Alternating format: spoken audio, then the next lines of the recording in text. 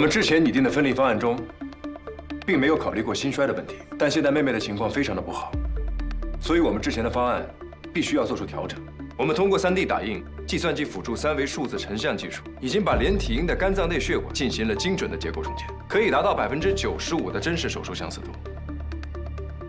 这是我们之前做的 CT-MRI 3维定位，可以看到肝脏相连的部分非常的多。调验。 妹妹是间隔缺损、动脉导管未闭，还有轻度的3间半反流，而且在发育的过程中一直盗取没有心脏异常的姐姐的血容量，所以我们决定等患有先心病的妹妹分离手术恢复之后，再做先天性心脏病的根治手术。心律不齐的问题解决了没有？因为姐姐一直在给妹妹输血输氧，2个人的血液交通不仅导致了药物效果的异常，也导致了非预期的血压异常。所以我认为2套监护措施和有创检测是非常必要的。实施动态的血流动力学监测，可以让麻醉师第一时间发现危险，第一时间处置。分析得非常全面。既然大家都没什么问题了，准备开始模拟训练。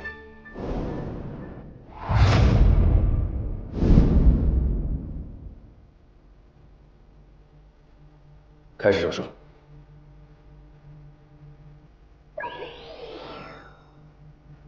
何姐，准备麻醉。好。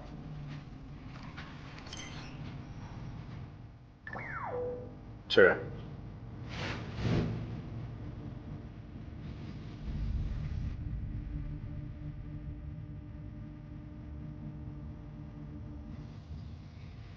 妹妹怎么还不睡啊？ 妹妹血压降低，妹妹血压降低。我们一直把2姐妹当做一个孩子，也就是16斤来准备麻醉剂量的，现在看来是不可能了。因为器官交互的关系吧。还有第2套方案，分开给药。氯胺酮5毫克，妹妹3毫克；类固醇胺0.05毫克，妹妹0.03毫克。确认。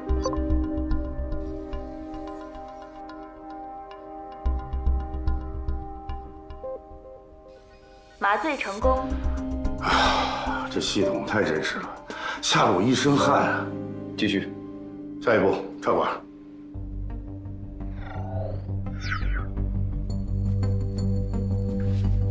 小心点。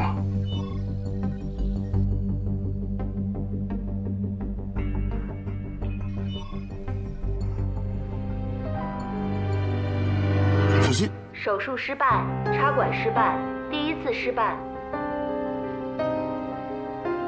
你们以前遇到过这种情况吗？从来没有，是体位的问题。之前我们操作都是平卧位，但这姐妹俩是连在一起侧睡。侧卧插管确实罕见，而且他们俩的距离太近了，难度就增加了。我有个想法，如果我们把姐姐抱起来，让她趴在妹妹身上，这样妹妹就是仰卧位。我们先给妹妹插管。 然后再反过来给姐姐插管，可以试试。好，开始，准备，动作要轻，用口令，1、2、3，翻。接着。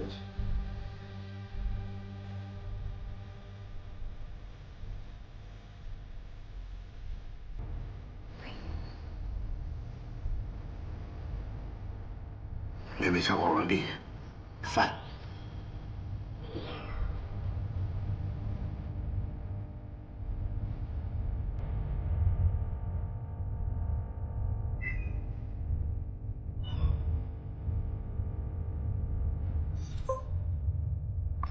是，1、2、3，复位。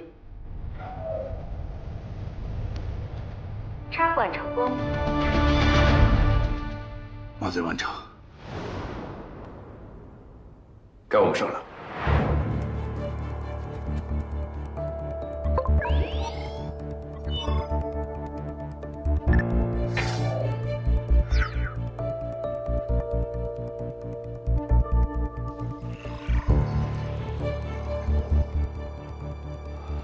不像是模拟手术，而像是真的开台了一样。云哥。 这2个孩子的左半肝几乎完全融合，很难吧？而且连接处临近肝门和胆囊，无论分离是偏向哪一侧，都会造成不可挽回的损伤，所以必须精准判定相连肝脏各自的归属，再进行精准切分，保证血管的完整。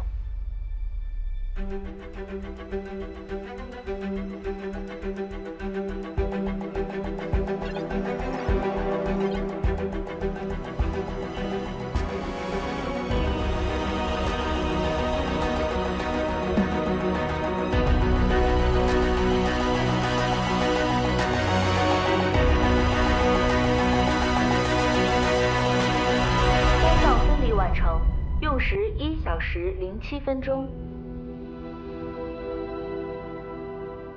开始分离心脏。交给我们吧。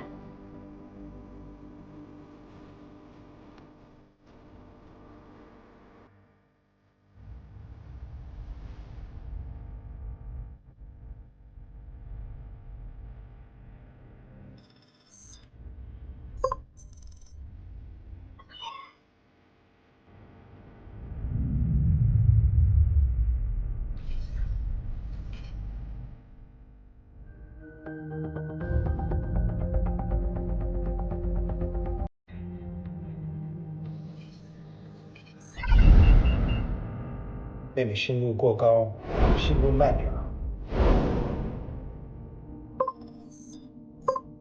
调完毕，确认。没有变化。再等一下。哦，应该可以了。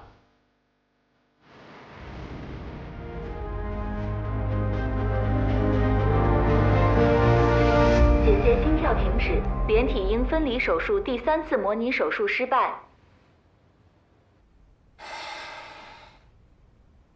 麻醉给的药过猛了，你之前帮我把姐姐弄没了。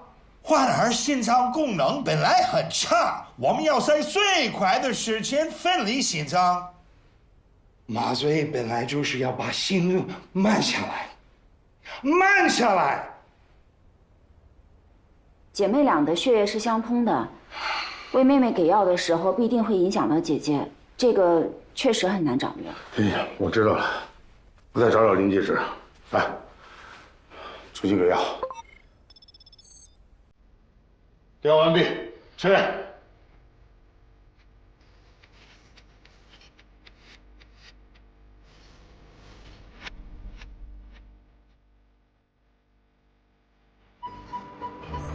失败。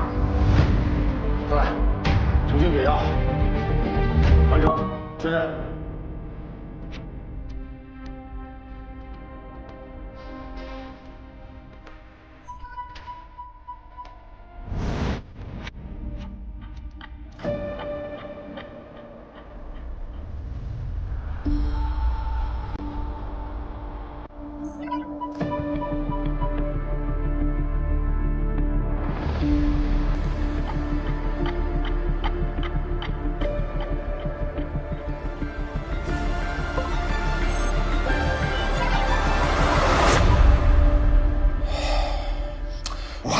Why is it always with anesthetics?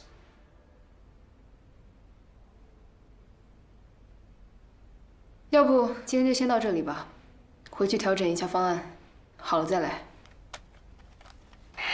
对不起，是我麻醉科没有准备好，想着到模拟手术的时候再调整，就会耽误大家时间了。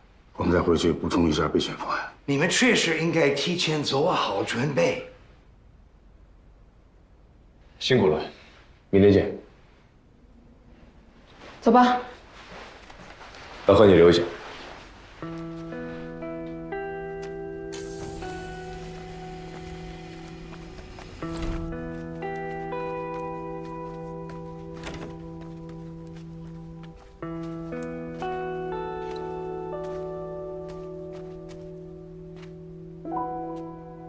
这么多次模拟里，分离肝脏的手都没问题，一旦分离心脏，就全部失败了。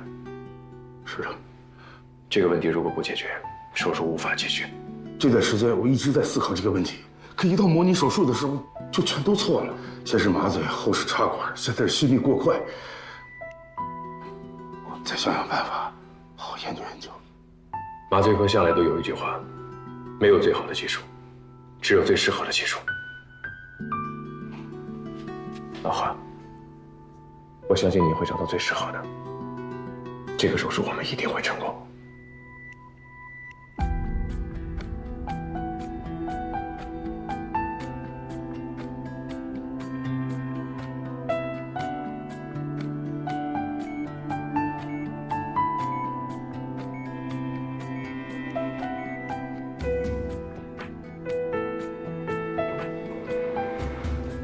常医生，连铁英今天怎么样？妹妹还是心率偏快，尤其是喂食、睡觉的时候气急多汗。不过幸运的是，目前还没有出现肝脏增大、尿量减少的情况。好，我知道了。有什么事情我再通知你。好的。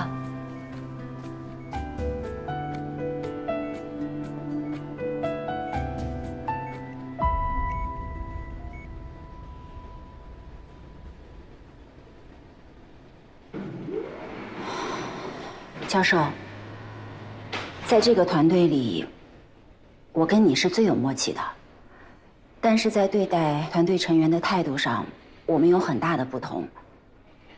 我比较含蓄，而你比较直接。所以你的意思就是，我今天我不应该这么指责何倩。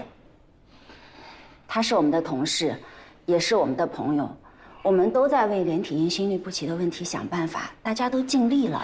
但是他是个无能的人，证人团队不需要无能的人。我告诉你，我可以打电话请我们的麻醉师过来。借调外援。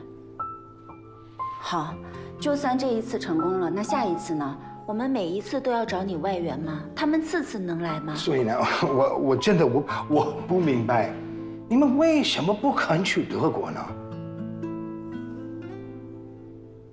看来我跟您沟通也没有那么顺畅。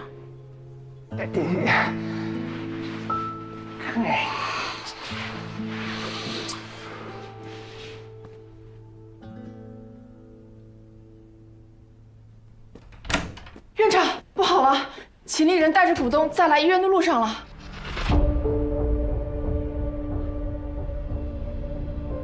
你先出去吧。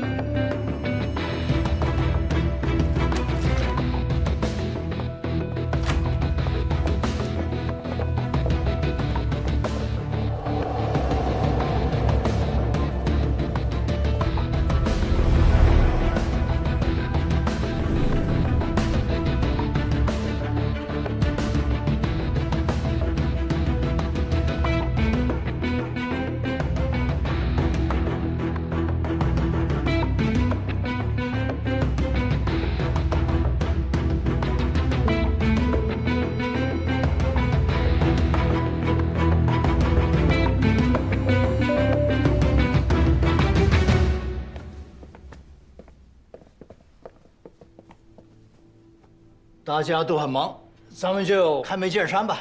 苏黎，你也准备给股东们怎么交代？如果我没有记错的话，还有1个月才到约定的期限。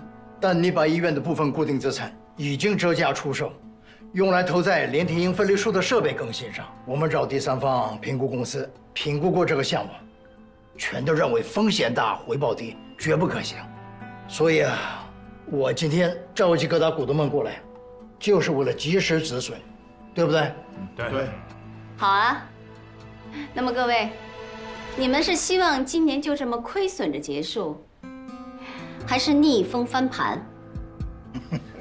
怎么翻？一个破手术，我撑死赚那么点手术费，你可投了足足5000万呢。所以啊，我们决定将连体婴分离术进行网络直播。网络直播，什么意思？是网上那种唱歌跳舞的网络直播吗？怎么可能？我们是医院，应该是示范教学那种手术直播吧？直播，这能赚钱啊？当然能。这是一次全球范围内的手术直播，如果成功，将是本省首创，为现有的医疗领域带来一场颠覆性的革命。宁氏集团将为此投资，与海城共担风险。他们也投了。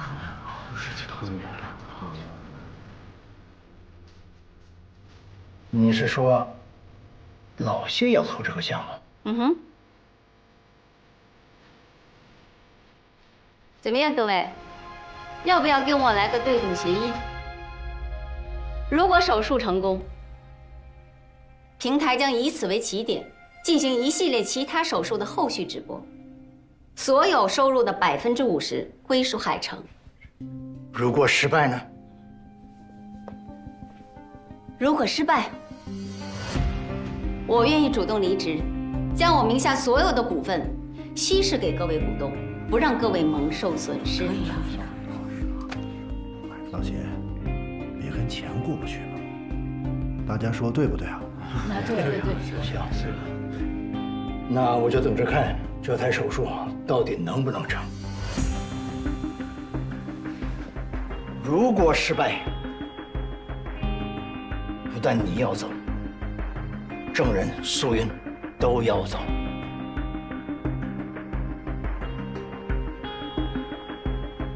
撤。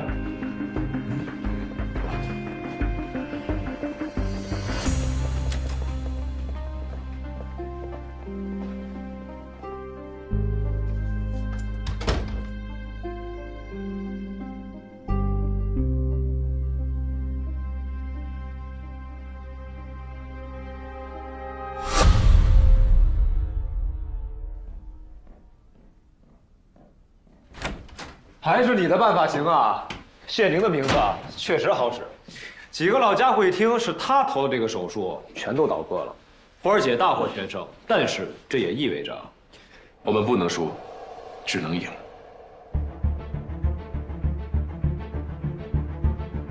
肝脏方面经过模拟，已经证实我的方案可行，但是因为腹壁相连，分离后，腹壁处会出现一个椭圆形的窟窿。我们已经备好补片了，但没法保证未来是否会存在感染、后遗症等风险。所以最好还是利用孩子自己本身的皮肤，因为2个孩子只有1个肚脐，所以我就把肚脐给了情况较好的姐姐。但是我昨天晚上回去研究后，有了一个新的想法，是否可以将肚脐一分为2，经过手术的修复，将2个一半的肚脐修复成2个完整的肚脐？我觉得可以。国外报告完毕。之前我们克服了麻醉剂量和插管的问题，但因为连体婴之间的循环较差，输血补液和随之发生的低温，都让术中的监护变得异常困难。一到心脏分离部分，血管分流和循环较差发生的怯血，必然会导致低血容量性休克。我们想办法试一试。那就先这么做。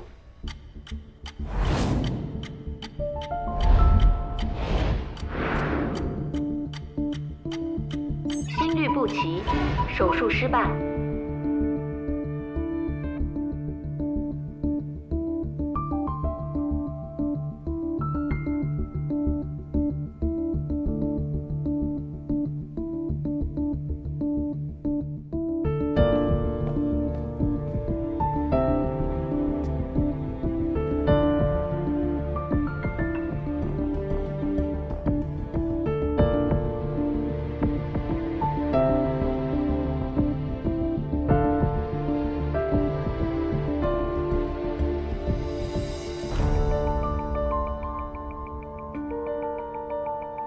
失败。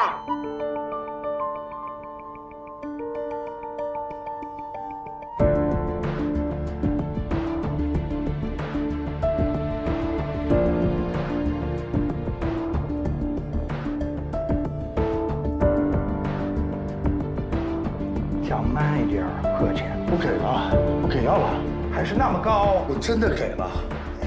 手术失败，手术失败。何姐，你到底行不行啊？你什么意思啊？想换人啊？打电话吧。有话好好说，老何。麻醉科如果是不能稳住心率，我们这边做的再好也没啥用。难道我不知道吗？关键你自己做的也不好。你说什么？你太慢了，我好几次都把心率稳定住了，就等着你切。你在这磨磨蹭蹭，犹豫来犹豫去，错过了时间。我错过时间。是的，我错过时间。是的，你这所谓的时间就是短短的15分钟，那你告诉我，怎么可能是在15分钟之内分离心吗？你不能，有人能。老贺，你少说两句。为什么不能说？我受够了！你们不敢得罪他，我豁出去了。本来咱们一个团队好好的，他非要硬挤进来，把云哥给挤走了。云哥脾气是不好，但他从来不甩锅，自己没做好就是没做好，不会说是麻醉科做的不好，更不像你整天只想着同时挖人。你们以为他真想真心实意的帮咱们吗？他是想讨好那些能帮他上位的评委们。不可理喻。哼！教授，教授，走。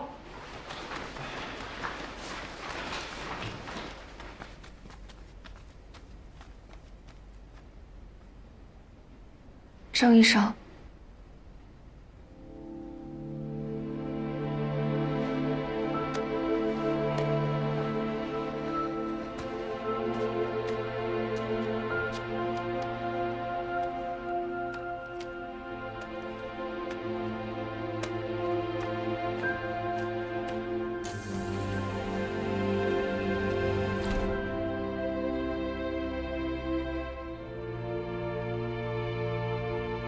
教授，教授，教授，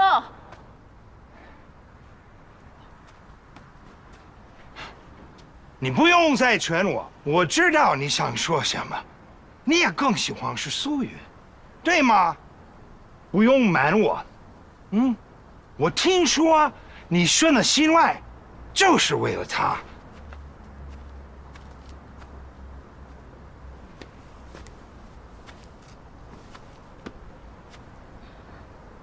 我和苏云是同学，小学、中学、高中，唯独不是大学同学，因为我第1年没考上。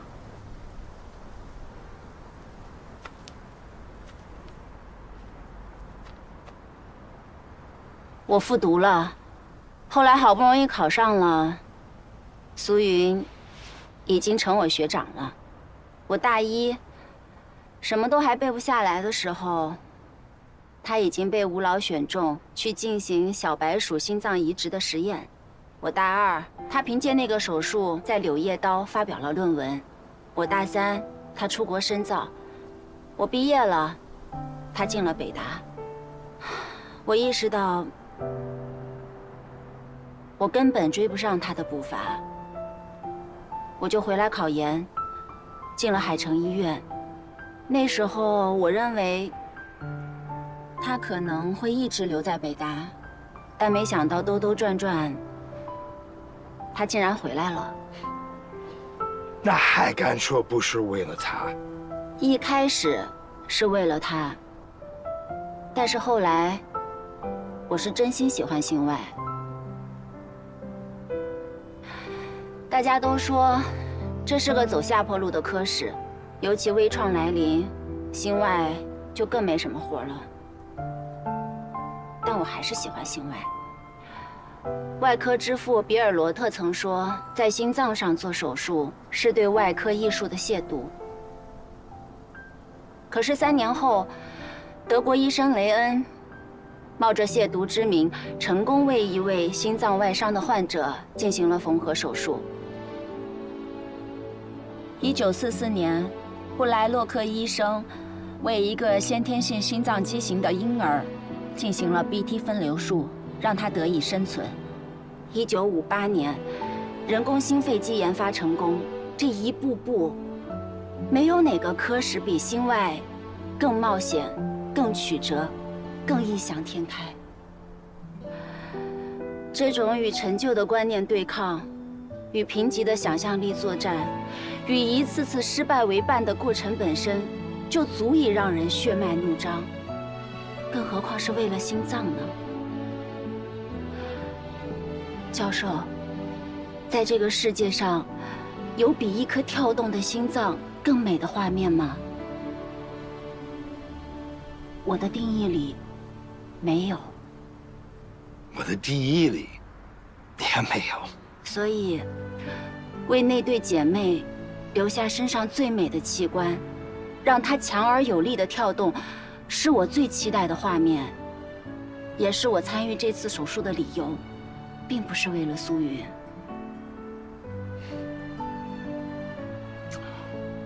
我很想帮你看到那种的画面，但是我觉得我做不到。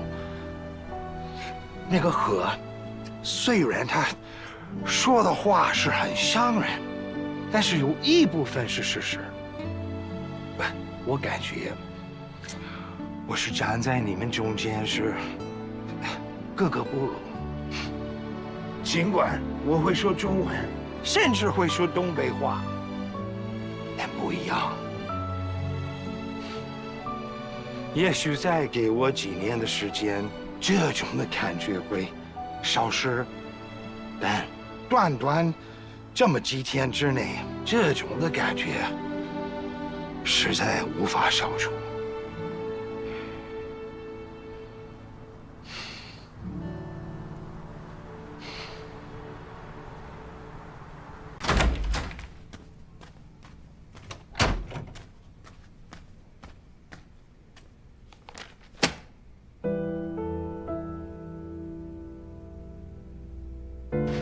什么意思？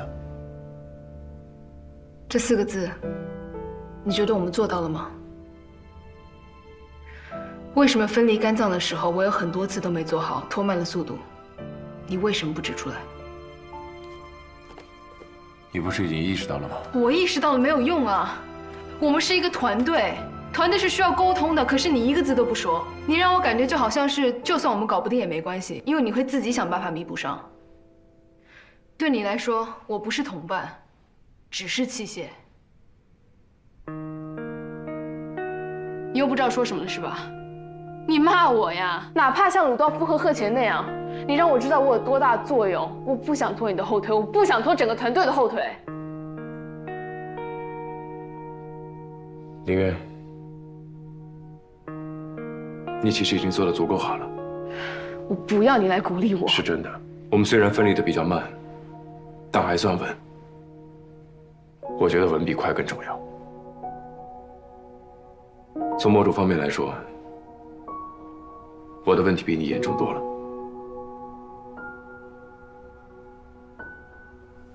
因为我常常觉得，自己虽然是一个团队的核心，但是我是失败的。什么意思？就是我知道怎么分配，但是我不知道怎么协调。就比如像今天的事，我应该第一时间出面阻止鲁道夫跟贺乾的争吵，我应该解决他们的烦恼，但是我却没有去。我总觉得鲁道夫在我们团队里有说不出的别扭，但是我又不知道怎么解决。在我的心中，我认为苏云比鲁道夫更适合这个团队，但是我不知道怎么才能让他回来。其实有很多这样的事情，我都不知道怎么解决。就像你现在问我，为什么不骂你？我其实没骂过人。坦白说，也是第一次听到你这种要求。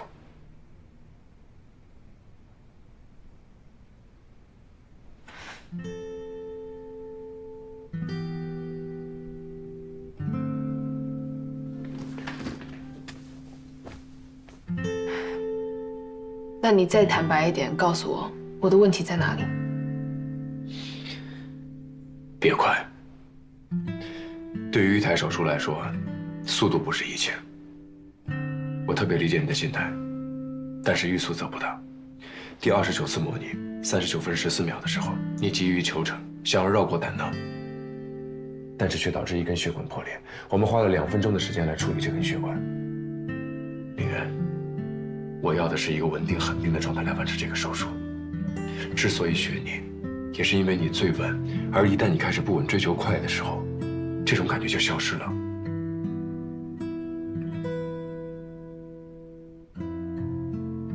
你早点说嘛，早点说我就改了，早点推进支付多好。是，这确实是我的问题。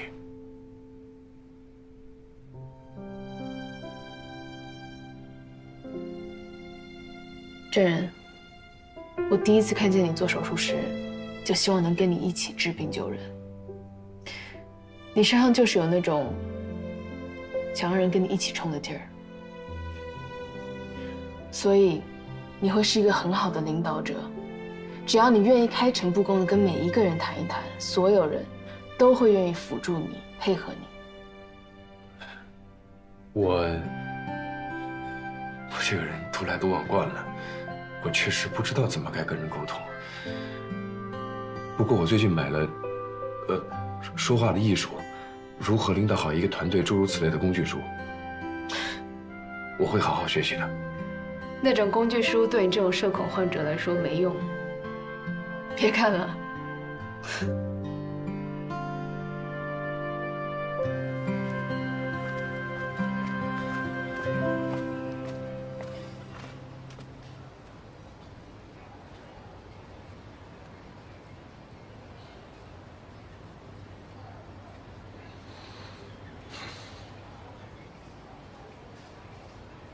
我们去小会议室吧。哎，教授，这么早结束了啊？连体婴分离术，你来吧。为什么？我没把握在这么短的时间内融入你们的团队。我也没把握在15分钟内完成分离，虽然我很想要治疗的关怀，但是郑说的对，治病救人永远第一。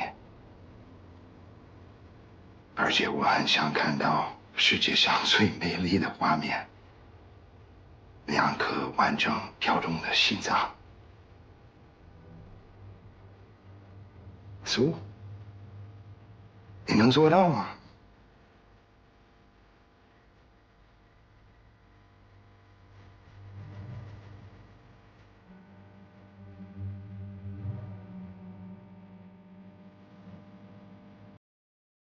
我会努力做得比你好，让你的退出更有意义。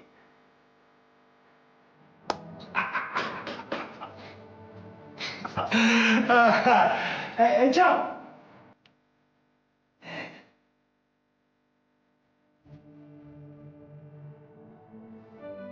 其实，这本该是我来做的事情，但是我不知道怎么开口。我们早就习惯了。你需要苏，他是你的咽喉。嘿，我是他的大脑。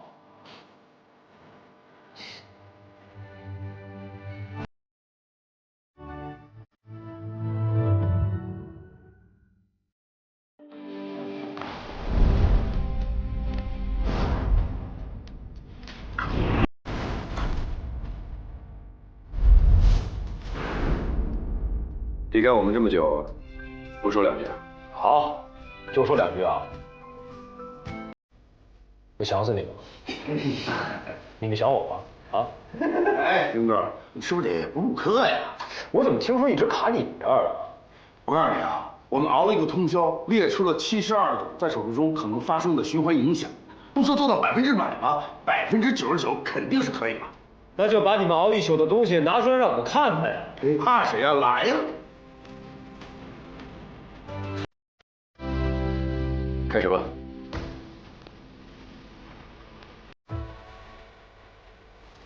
继续维持13号方案，只要把兄弟稳定在120到115之间，手术就能做下去。120、112、116、116，稳住了，可以开始手术了。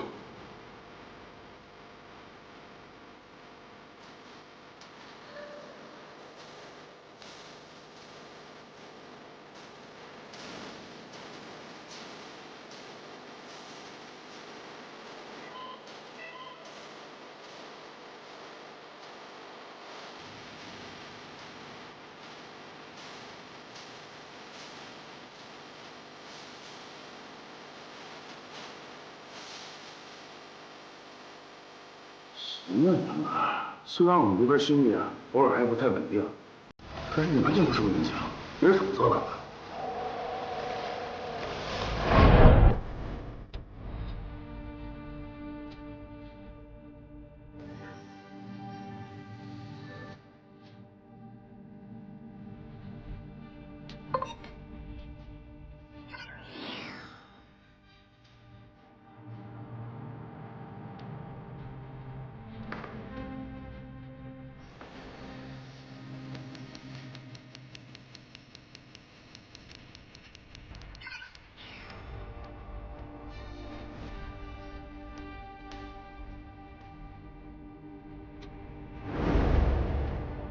我就是这么无师自通，天才选手，看一眼就会。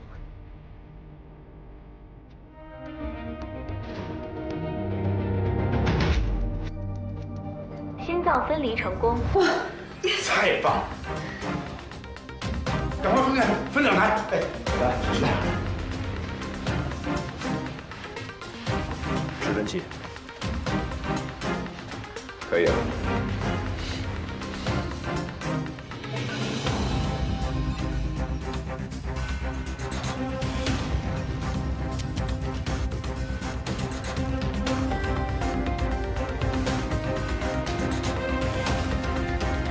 第37次模拟手术失败。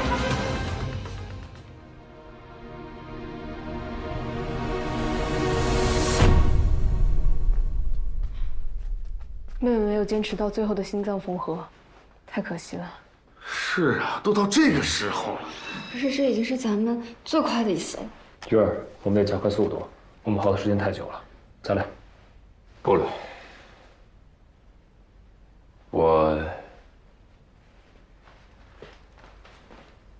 我想向大家道个歉。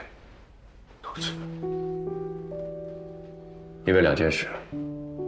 第一件事，我没有提前告诉大家，这台手术是要直播。直播？为什么呀？为了患者家属，也是为了医院。花儿姐为了这台手术投入太多，引起股东不满。今早的例会上，他们要求花儿姐立刻终止这个项目。那怎么行？那对姐妹坚持不了多久了。就是，都折腾半年了。所以你们才答应了杏林园的直播。因为这是唯一能让手术继续下去的办法，我不想放弃手术。我也不想。我也不想。绝对不能放弃。我们都不想。第2件事，因为要直播，所以我特别的焦虑。我总想着把每个步骤都尽量的完美，而大家的热情、意志力也在被一次次的练习中消耗掉了。是我太急于求成，太追求完美，导致大家有这么大的压力。对不起。哎，这千万别这么说。你别这么说嘛！你看，我们这不是配合的越来越好了吗？对呀，云哥一进来，那心脏分离这关咱们都闯过去了。是啊，一定会越来越好的。对啊，我们继续加油吧。不了，我们不继续了。为什么？我想给大家放个假。放假？自从前列腺 PK 以来，我们就没有休息过，加上地震前线又是没日没夜，回来之后又马不停蹄地投入虚拟手术室。我们是人，不是机器，所以我想给大家放个假，休息一天。对，出去散散心，说不定能找到更好的解决办法。那就今晚出发，明天回来。好啊！出发呀！走，出发！